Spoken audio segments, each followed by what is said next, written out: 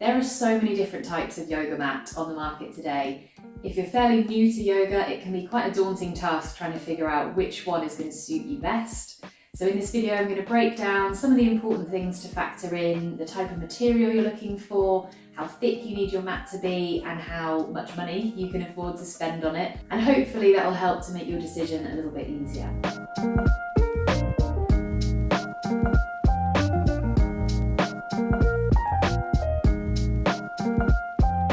Hi, my name's Emily, I'm a yoga instructor, and if you're new to this channel, you will find some yin yoga here, some hatha yoga, and some chatty videos like this, just breaking down some common questions that I get asked as a yoga instructor. In this video, I thought we would dive into yoga mats, because it is a question that I get asked a lot when new people come and start yoga for the first time. They want to know how much they should be spending, what kind of mat they should buy, where to go to get them. So I'm going to put as much information as I can into this short video to help you make an informed decision on either your first yoga mat if you're buying for the first time, or maybe you're looking to upgrade or change to a different one. So let's go through the three most important things to factor in: the thickness of the mat, the material of the mat, and the price point. Let's start with thickness. So the standard thickness for a yoga mat is around 4 millimeters. That might sound very, very thin, but you do want it to be fairly thin so you can easily balance on the mat, so that you can feel the ground, which is quite important in yoga asana practice. The only downside is it can be a little bit tough on your wrists and your knees. Most people get used to that quite quickly, but if you are someone who likes to have a little bit more padding, if you've got any conditions or injuries that affect your joints, your knees, hips, wrists and shoulders, then you might like to go for a slightly thicker mat. Now, you might be tempted to go for one of the really spongy exercise mats, and I do see people bringing these along to yoga class sometimes. I don't recommend using those because they are so spongy that you kind of sink into them. It makes it quite hard to move around on the mat. I usually notice that when people are on those kinds of mats in class, they end up slipping around quite a lot, as in the mat slips around on the ground, because they don't have the grippy kind of material that we like in yoga. So they don't really stick to the ground, and it's really hard to balance on those kind of really thick spongy mats. Even in poses like a low lunge, it can be quite hard to find your balance. So I don't recommend thick spongy exercise mats. If you want a bit of extra padding for the knees, just going up to about 8 millimeters for a yoga mat can make quite a lot of difference. It might not sound like a very thick mat, but it will help to keep those joints feeling a bit more supported, but you can also still move around more effectively and without slipping and sliding, which is very important in our yoga asana practice. So as a general rule, I would say if your joints are quite happy with a fairly thin mat, go for something between 3 and 5 millimeters. If you'd like a little bit of extra support, go for something between 6 and 8 millimeters. Anything thicker than that, you're going to find a little bit too spongy, you're going to sink into it, and it's going to be quite difficult to move around on. So then it's very hard to just focus and enjoy your practice. Now let's talk about the material of the mat, because one of the big issues that people tend to find when they're first starting out with yoga is the slippy hands, particularly in things like downward facing dog. So we want a mat that we're going to grip to easily. This is where, if you're using a spongy standard exercise mat, they don't really provide any grip. So you're going to find poses like downward facing dog really difficult. So a good starting point is this kind of PVC material. Most budget friendly yoga mats are made from this.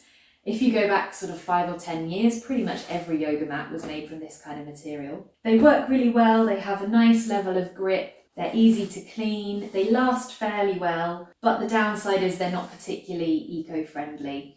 And if you're using it really regularly, more than once a week, you're going to find after a while that you will get some wear and tear on it. It will start to fall apart after a few years, or maybe less than that. Please excuse how mucky this one is. I only really use this one outside now, so it's always pretty dirty looking. If you're after something a bit more eco-friendly, then there are lots of different options available now. We have natural and recycled rubber, which is this kind of mat here.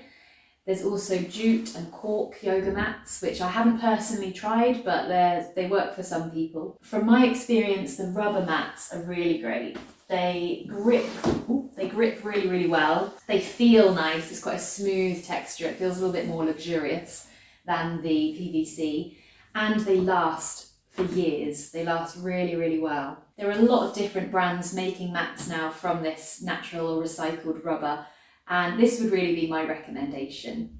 And then the third thing to consider is how much you actually want to spend on your yoga mat, because there are mats on the market from anywhere between about £5 or £10 all the way up to over 100. If you're just testing out yoga and you're not sure you're going to practice very regularly, then you can get a PVC mat for around about £10. I would recommend spending a little bit more than that if you can afford to. If you go around the £20 to £30 mark, it's likely to be slightly better quality and last you a little bit better. I've used a few different brands of PVC mats over the years, and I can recommend Yoga Mad and Ecotex, which I think are both around the £20 mark. Then if you're interested in a rubber mat, as I said before, this is the material that I really recommend. Up until a few years ago, you could only really get rubber mats from a brand called Lifeform, which is this mat here, and these cost £100. Today, a lot of different brands are making rubber mats, so fortunately you can get a rubber mat without spending a fortune. Just from a quick look on Amazon, I can see that you can get rubber mats from around £30. There's a few different brands on there. I haven't tried them myself, so I can't particularly recommend them, but it's worth shopping around and looking at reviews. If you're looking to invest in a mat that is definitely going to last you for years and is made by an eco-friendly and environmentally responsible brand, I highly recommend Yogi Bear. This is a UK brand. I've had this mat for a couple of years now and I just think it's fantastic. I will definitely be buying from them again. This video is in no way sponsored by Yogi Bear. I just think that they're a brilliant brand and can highly recommend their mats. These mats are about £75, so it is an investment, but if you are practicing yoga regularly and you can afford the investment, I would recommend it.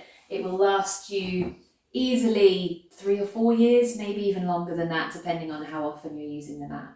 In another video soon, I'm going to compare the Lifeform £100 yoga mat with the Yogi Bear £75 mat, because they're similar materials, but there's quite a big difference in that price point. So I thought it would be helpful to do a full review. I've used both of them for about 2 years at a time. So hopefully there'll be some useful information there if you're interested in investing in one of those slightly higher price point yoga mats. So once that video is up, I'll put a link to that in the description box below. So here are your 3 considerations. Thickness, 4mm is standard, but go to up to 8mm if you want a bit more padding for your joints. What material do you want? If you're looking for an eco-friendly option that's really good for grip, then I highly recommend rubber. And how much do you want to spend? If you're fairly new to yoga and not sure how often you'll use your mat, I'd recommend going for the £20 to £30 option, maybe a PVC mat or maybe one of the rubber ones. Again, check with the reviews and things online and see what works for you. If you're going to be using your mat daily and you want it to last a few years, then if you can afford the investment, I recommend Yogi Bear. I think they have mats between about £60 and £80. The Lifeform £100 mat is also an option if you want to spend a little bit more.